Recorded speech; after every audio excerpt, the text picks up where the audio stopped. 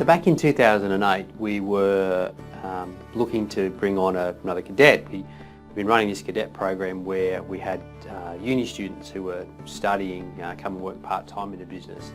An opportunity for us to get some good developing skills and some young ideas, and also get a bit of work experience. And at the end of each year we try and get our cadets to refer in some potentials, and Jonathan, our sort of leaving cadet, had suggested this friend of his to take over the role, and we went through his resume, and we ended up with a bit of a name for him because of the content and the impressiveness of his resume. We referred to him as Captain Everything. I moved to ANU and saw that there was a course down here that had a great reputation within the finance or commerce world. So that then led me towards the end of that year, and I was making the decisions around what was next for my third year. This was going to be my final year of residence, and I decided that at that point I really wanted to be president of the college and president of the Residents Association. I wanted to do it because I felt like I could make a lot of change within that role. I felt that it was something that I could learn a lot from, but also provide a lot of value back into the community and create some positive change that probably needed to happen at the same time.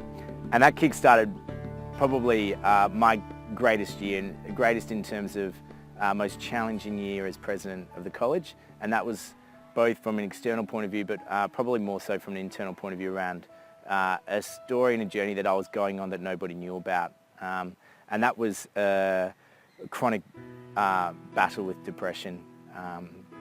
For almost weeks on time I'd cry myself to sleep because I just didn't know how else to fall asleep. And that was constantly an internal battle.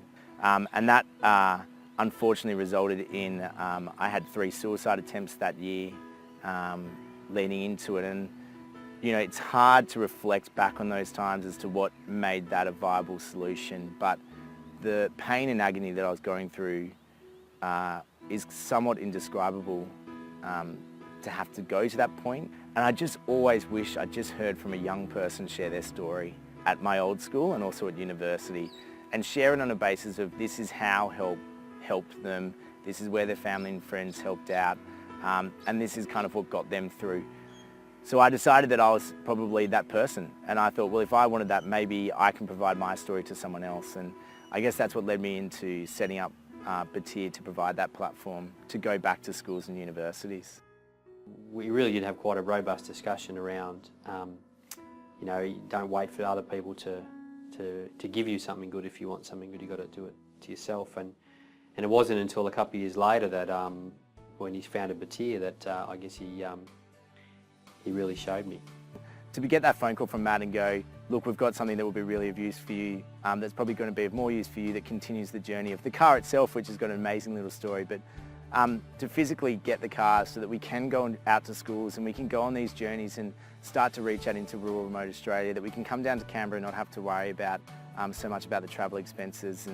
And you know, it's been somewhat of a security with it. It's also a bit of the elephant in the room, I'm not going to lie. Like, it's quite unusual for a very small startup charity to be driving around in quite a decent car.